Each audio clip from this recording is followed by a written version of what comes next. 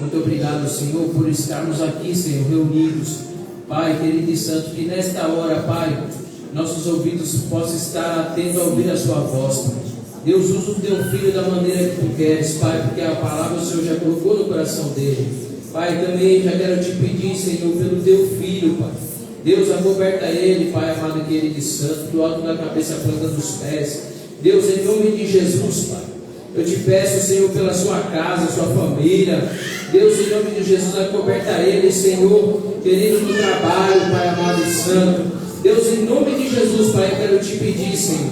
Pai, fala com nós da maneira que o Senhor quer, Pai. Se é palavra de conselho, Pai, querido e santo, se é algo que o Senhor quer nos entregar nessa noite, Pai, que nós possamos receber, Senhor, Pai amado e querido e santo, nesta noite, porque é o Senhor que vai falar conosco. O Senhor só vai usar a vida do teu ungido, Pai. Pai amado e querido, Pai, despede-nos nesta noite, Senhor. É o que eu te peço nesta noite, em nome de Jesus. Amém. Aleluia. Vamos agradecer por isso.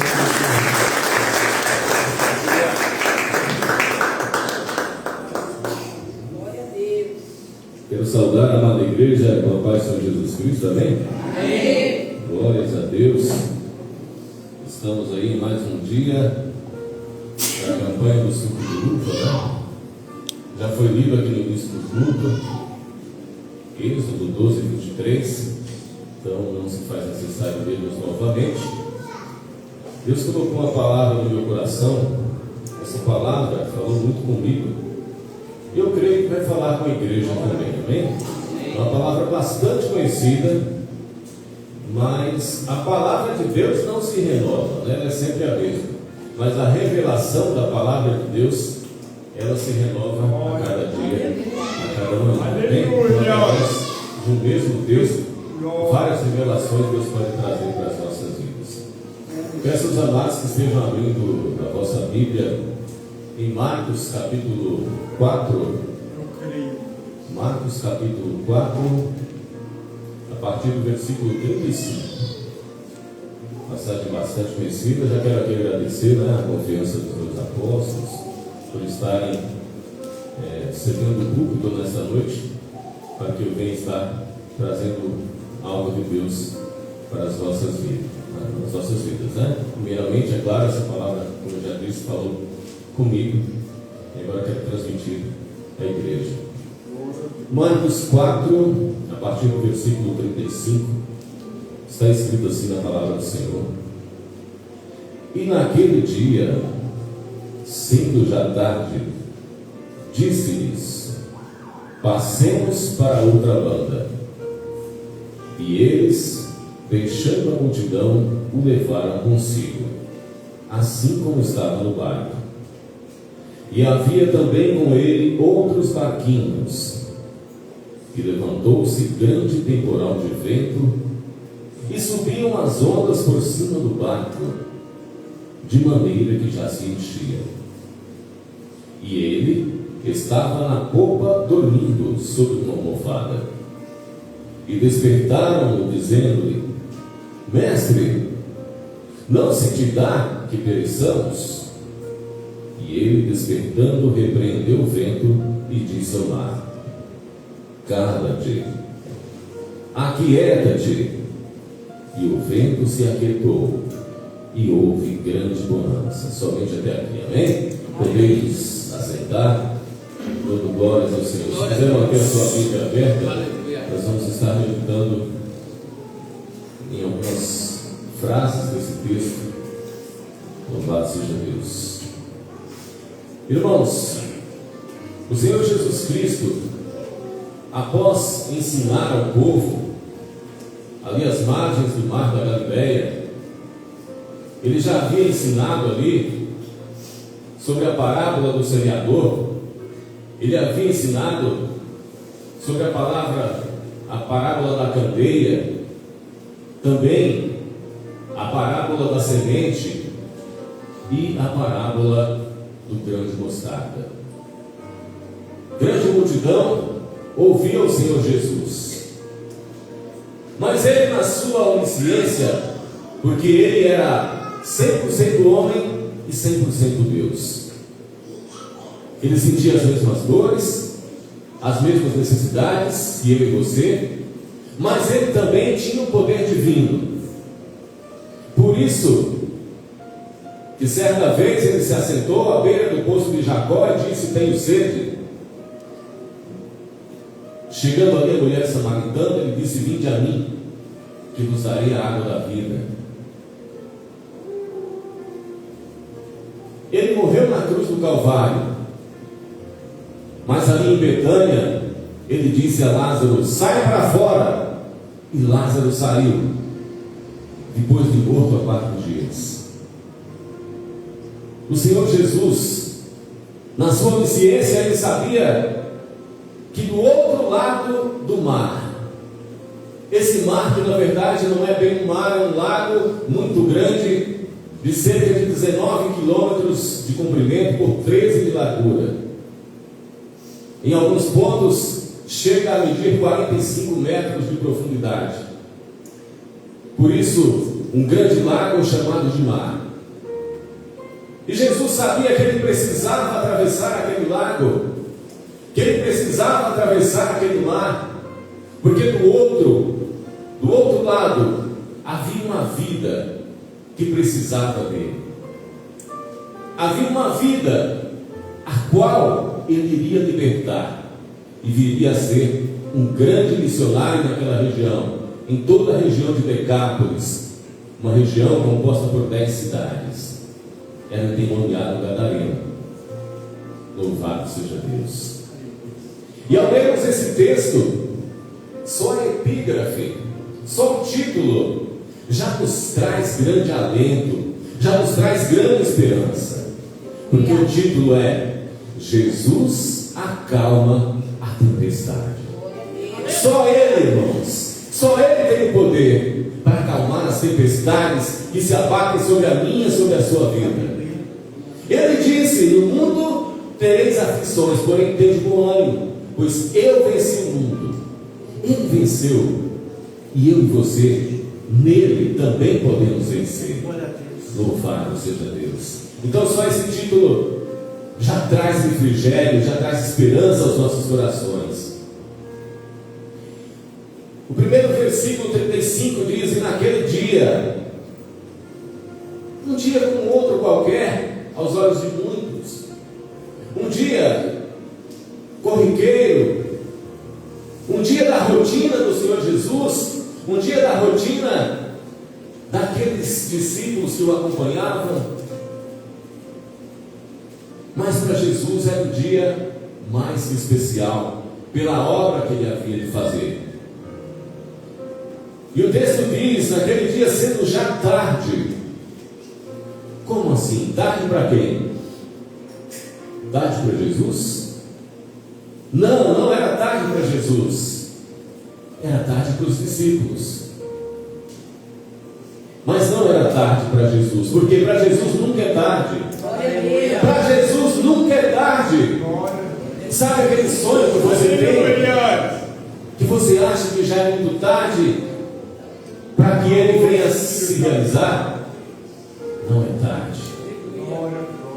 Sabe aquela cura que alguém espera e que aos olhos do homem, aos olhos da medicina, o médico diz: não, essa doença foi descoberta muito tarde. Se fosse descoberta em seu início, teria jeito, teria tratamento, mas agora não dá mais, agora é muito tarde, agora é só tratamento paliativo. Mas para Jesus ainda não é tarde. A última palavra vem do Senhor. Louvado seja Deus. Jamais, irmãos, jamais é tarde para Jesus. Para o ser humano, para o homem, para a mulher, seres mortais, sim, mas para ele, jamais. E o texto continua: disse-lhes, Jesus disse aos seus discípulos: passemos para outra banda. Note que ele não diz: passem vocês e aguardem lá, vão vocês. Não, ele disse: passemos para outra banda, para outra margem. Por quê?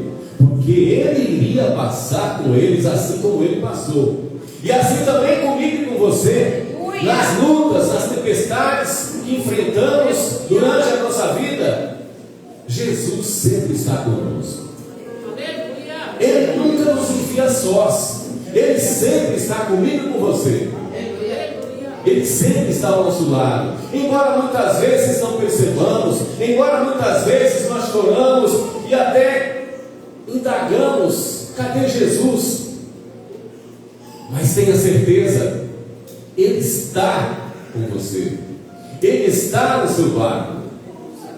Louvado seja Deus. Ele jamais nos abandona em nenhum momento. E a palavra diz, versículo 36: e eles, deixando a multidão, o levaram consigo, assim como estava no barco. Notem que eles tiveram que deixar a multidão para levar Jesus. Muitas pessoas fazem o contrário muitas vezes. Deixa Jesus de lado e leva a multidão, ao invés de levar Jesus. Muitas pessoas muitas vezes vão atrás do que a multidão gosta, do que a multidão quer, do que é modinha. Meu Deus. Não pensa se vai desagradar ao nosso Senhor, deixando Ele de lado, deixando Ele para trás. E nem precisa dizer o que acontece se eu entro no barco e trago uma multidão comigo. O que vai acontecer? O barco vai afundar, o barco vai naufragar. Por quê? Porque Jesus não está nele. E na hora que a água começar a entrar, e quando o barco for afundar, começar a afundar, a quem pediremos socorro? Jesus não está no barco. Ele disse: eis que estou à porta e bato, aquele que abrir o seu coração, entrarei, cearei com ele e farei nele morada. Ele quer que eu e você abramos o coração a Ele, para que Ele faça morada em nós, para que Ele esteja conosco em todos os momentos. Ele é educado, Ele bate, Ele pede licença, Ele pede permissão para entrar na minha e na sua vida. Por quê? Porque o homem ele foi criado por Deus com livre-arbítrio. Ele tem a opção de escolher entre o bem e o mal. Ele tem a opção de escolher entre a bênção e a maldição. Então, se escolhemos o caminho do mal, se escolhemos o caminho que não agrada ao Senhor, deixando-o de lado, sinto muito informar, o final vai ser triste, vai ser trágico, porque aquele que poderia nos livrar, nós renegamos, nós deixamos de lado. Louvado seja Deus. Então é necessário deixar de lado a multidão muitas vezes, deixar a roda dos escarnecedores, deixar as fofocas, deixar as más práticas, os maus hábitos, para agradar ao Senhor. Louvado seja Deus. Quantos aqui, antes de se converter, eram do mundo, bebiam, faziam coisa errada, mas quando Jesus nos encontra, Ele nos transforma, Ele entra no nosso ser, no nosso coração, na nossa mente, e Ele nos transforma. Porém, isso não tira de nós o livre-arbítrio, isso continua em nós.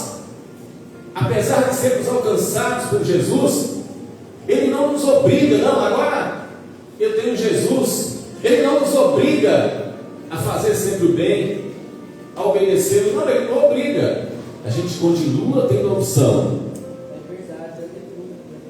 A palavra diz: eis que põe diante de vós bênção e maldição. Então nós temos a opção de escolher. sempre a Jesus, sempre aquele que é o Rei dos Reis, o Senhor dos Senhores, aquele que habita nos altos céus, que é o meu e o seu advogado, em todas as causas, em todos os momentos. Muitas vezes você pensa, mas cadê Jesus?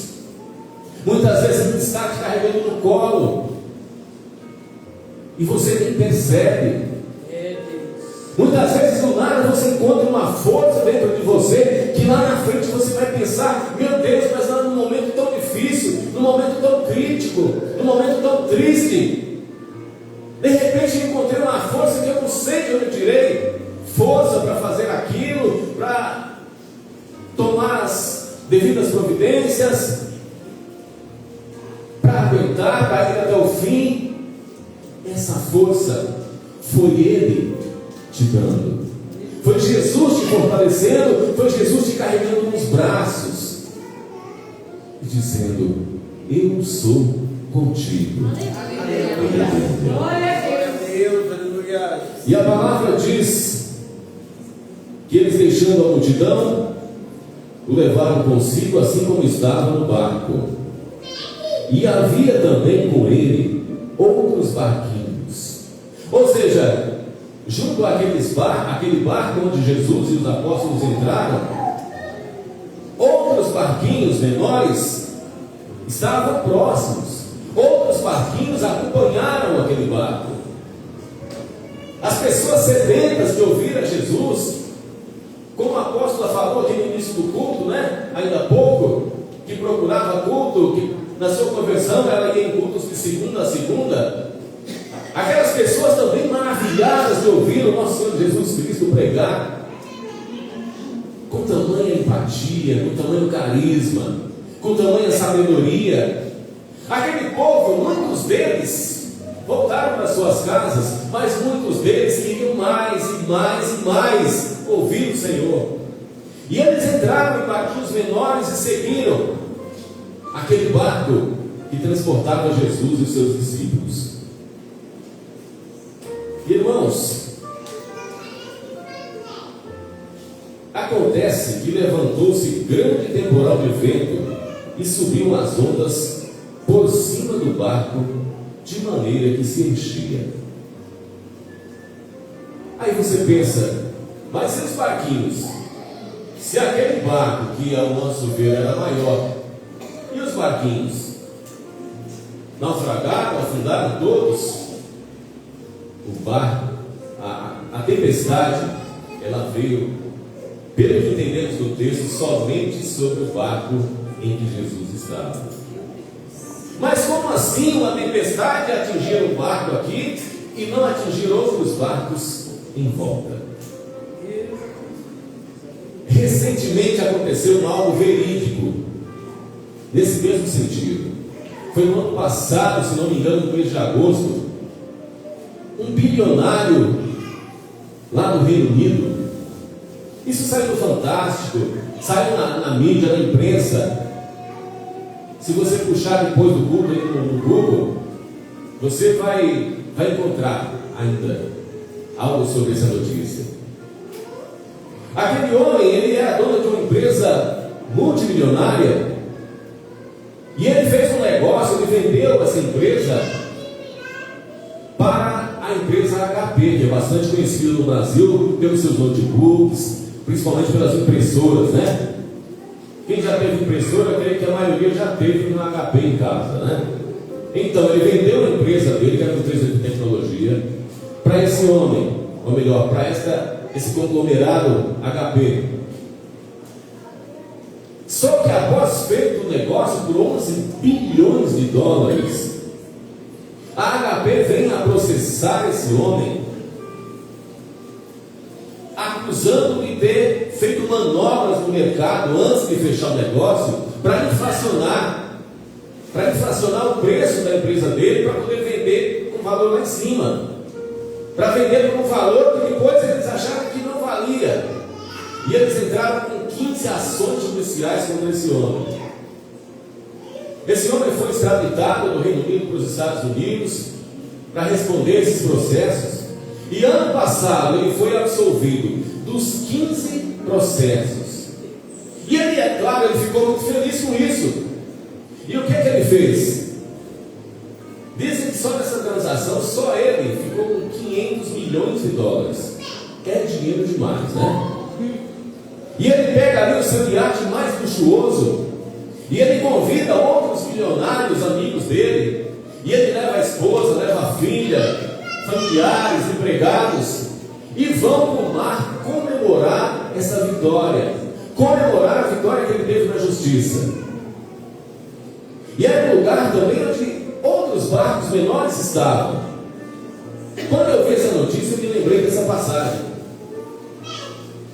Veio uma tempestade somente sobre o barco dele, e o barco afundou, o barco naufragou.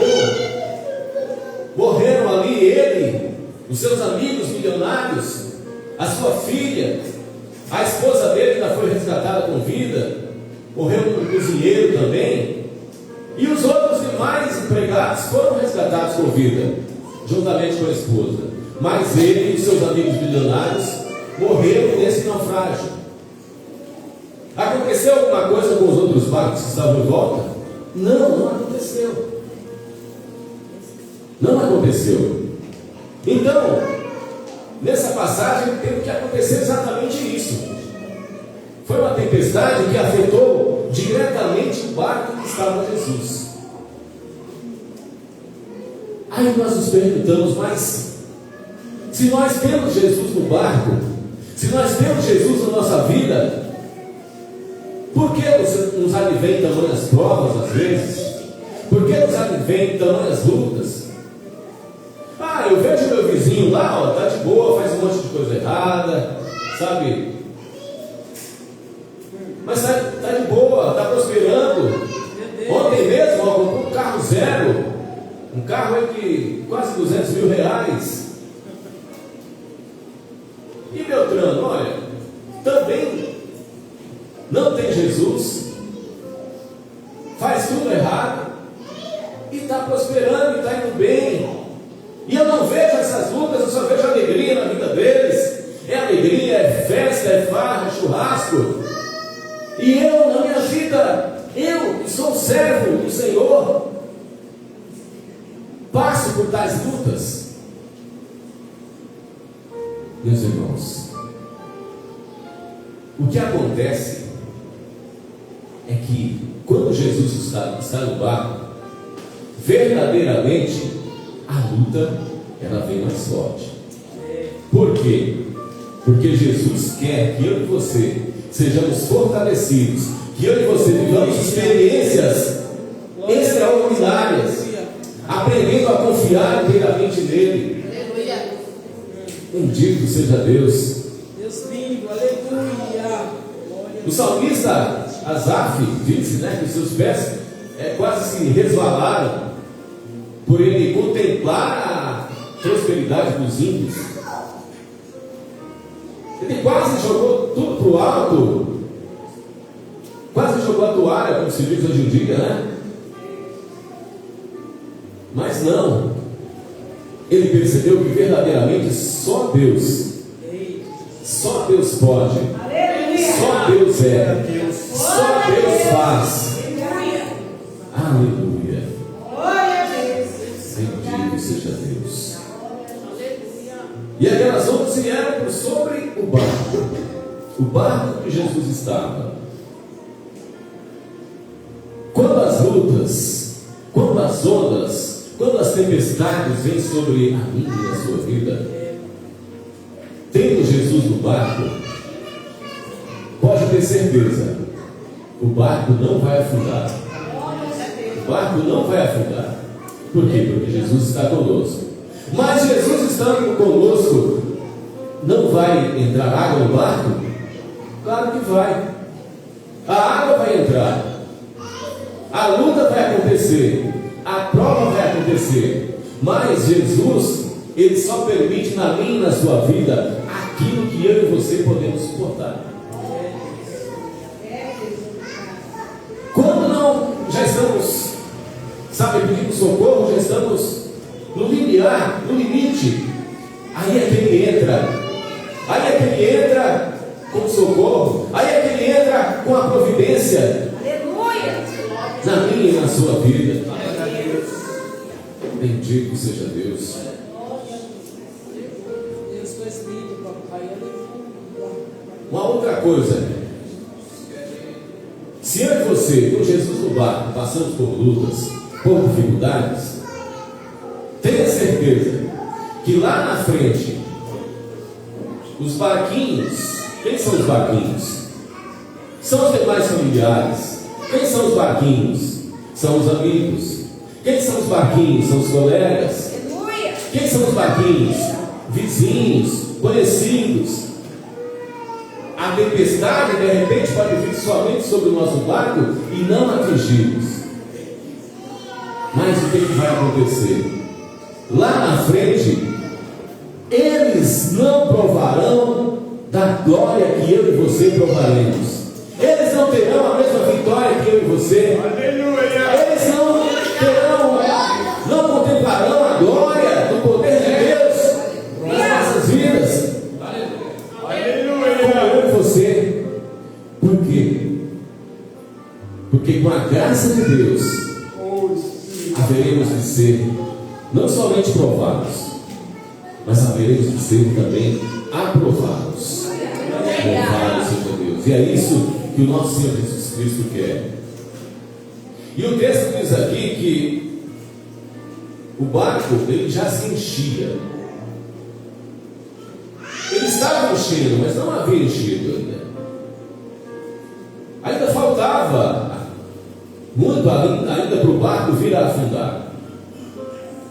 Mas os discípulos eles já estavam desesperados. Eles já estavam dando tudo como perdido, já não sabiam mais o que fazer.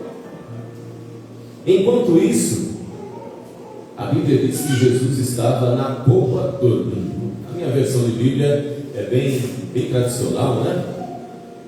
Ele estava na popa do barco dormindo. E onde que fica a popa do barco? Quem entende um pouquinho do barco aqui? Fica atrás. A proa na frente, a popa do barco fica atrás. E quantas vezes eu e você não deixamos Jesus lá atrás, dormindo?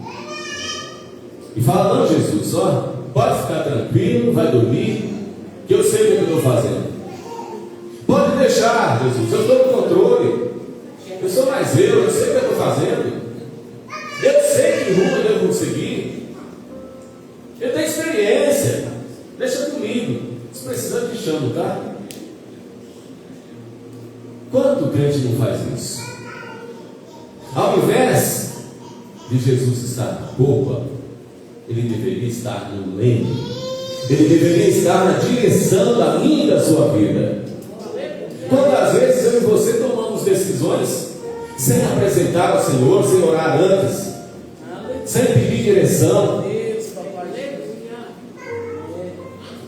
achamos que podemos, nos confiamos na força do nosso braço, nos estribamos no nosso próprio entendimento e já achamos que podemos tudo. Leve engano. Aí lá na frente, depois que quebramos a cara em muitas situações, fazemos igual os discípulos, nos lembramos de Jesus. Mas depois que a coisa já desandou, depois que o barco já está quase afundando, nos lembramos de Jesus. É bem dessa forma. Quantos de nós não faz isso? Louvado seja Deus. Que eu e você venhamos a colocar sempre o Senhor na direção do nosso barco. Ele sabe o rumo certo. Ele sabe o que fazer. Ele sabe os planos que Ele tem para mim e para você. Aleluia. E Jesus estava na popa do barco dormindo sobre uma almofada. Então os discípulos o despertam dizendo: Mestre, não se te dá que pereçamos? Em algumas versões diz: Mestre, não te importas que pereçamos? Aí então Jesus que estava num sono tranquilo. Jesus que estava num sono gostoso. Mas como assim, pastor? Um sono tranquilo, um sono gostoso, em meio de tamanha tempestade, em meio a tamanha tormenta? Ele estava tranquilo. Por quê? Porque ele tinha todo o controle em suas mãos. Ele tem e sempre terá o controle de todas as coisas em sua mão. Pois Jesus é Deus. Jesus é Deus. Os judeus têm uma dificuldade em reconhecer isso, pois eles oram 2 vezes por dia em hebraico, Shema Israel, Adonai Eloheinu, Adonai Echad, que significa: ouve, Israel, o Senhor nosso Deus é único. Eles têm que, pelo menos 2 vezes por dia, eles têm que declarar essa oração. E as crianças pequenininhas, é a primeira oração que elas aprendem, é o Shema. Shema Israel, Shema Eloheinu, Adonai Eloheinu, Adonai Echad. Por quê? Porque eles não reconhecem, eles acham que considerarmos Jesus como Deus, o Espírito Santo como Deus, que é idolatria. Porque para eles, Deus é só um. O que eles não sabem é que verdadeiramente Deus é só um, mas subsistem 3 pessoas: Pai, Filho e Espírito Santo. Aleluia! E uma outra lição importante, já para terminar, que tiro daqui. Eles estavam na roupa, dormindo sobre a almofada. Despertaram, dizendo: Mestre, não se lhe dá que pereçamos. E ele, despertando, repreendeu o vento e disse ao mar: cala-te, aquieta-te. E o vento e o mar obedeceram. Notem que as ondas, notem que a tempestade, notem que o balançar do barco não acordaram a Jesus, que dormia tranquilamente, com a cabeça naquela almofada, ali atrás, lá atrás do barco, na popa. Enquanto os discípulos tentaram dar um jeitinho daqui, um jeito dali, mas não conseguiam dominar o barco. Mas o que é que acorda Jesus? O clamor dos discípulos: Mestre, acorda, não te importa que pereçamos? Irmãos, o que acorda Jesus, o que desperta Jesus para agir no meu e no seu favor, não é porque estamos passando uma luta, não é porque estamos chorando, não é porque estamos jejuando, nos martirizando. O que desperta Jesus é o meu e o seu clamor, a minha e a sua oração. Glória a Deus, aleluia. Peça a igreja que se coloque de pé, amém? Deus Santo e Poderoso, vamos orar brevemente. Meu Deus, meu Pai, em nome do Senhor Jesus Cristo. Pai amado, que essa palavra, Senhor, seja como semente em terra fértil, nos corações, Senhor amado, de cada um que está aqui nesta noite, que ouviu a Tua Santa Palavra. Deus querido, que ela continue germinando, que ela continue frutificando pelas próximas horas, pelos próximos dias, Senhor. Que o Senhor Jesus Cristo venha a visitar cada um de forma especial, em nome do Senhor Jesus Cristo, e que cada um saia daqui cheio, resplandecendo a sua glória, a sua presença. É o que eu te peço, já te agradecendo em nome de Jesus. Que as palmas do meu Senhor agradeçam a Deus.